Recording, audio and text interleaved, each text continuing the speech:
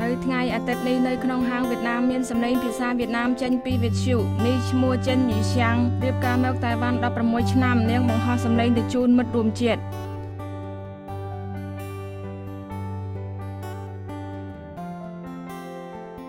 ខ្លួនរស់នៅប្រទេសមួយដែលខ្លួនមិនស្គាល់ទឹកដីទីនេះសោះមានវិទ្យុនេះពេលស្ដាប់ឮភាសាដូចគ្នាមានអារម្មណ៍ថាប្រៀបដូចជាមានមិត្តមួយកំដរអញ្ចឹងក្នុងរយៈពេលខ្ញុំធ្វើការនៅតៃវ៉ាន់ឱកាសទាំងនេះបែរជាមករកខ្ញុំមិនមែនខ្ញុំទៅរកខ្លួនឯងទេដូច្នេះពេលមានឱកាសខ្ញុំមិនបោះបង់វាចោលឡើយ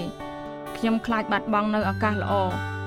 ខ្ញុំគិតថាប្រសិនបើយើងមិនរីកចម្រើននោះទេនោះគឺមានតែបន្ថយក្រោយដូច្នេះខ្ញុំខិតខំប្រឹងរៀនបំពេញចំណេះខ្លួនឯងក្រៅពីជាម្ចាស់កម្មវិធីវិទ្យុនាងស្ម័គ្រចូលបម្រើក្នុងមន្ទីរពេទ្យដឹកនាំសិស្សនិងមករៀនធ្វើម្ហូបក្នុងបញ្ជីកំណត់ដោយពេញអំពីដំណើរការងារតែនាងរីករាយទៅលើការងារទាំងនេះណាស់អាយុជិត40ឆ្នាំទើបរៀបការតែនាងធ្លាប់ផ្សងជាមួយទេវតាយ៉ាងច្រើនឆ្នាំបានឆ្លងកាត់ការលំបាកជូរចត់ជាច្រើនចំពោះការផ្សងចង់បានកូន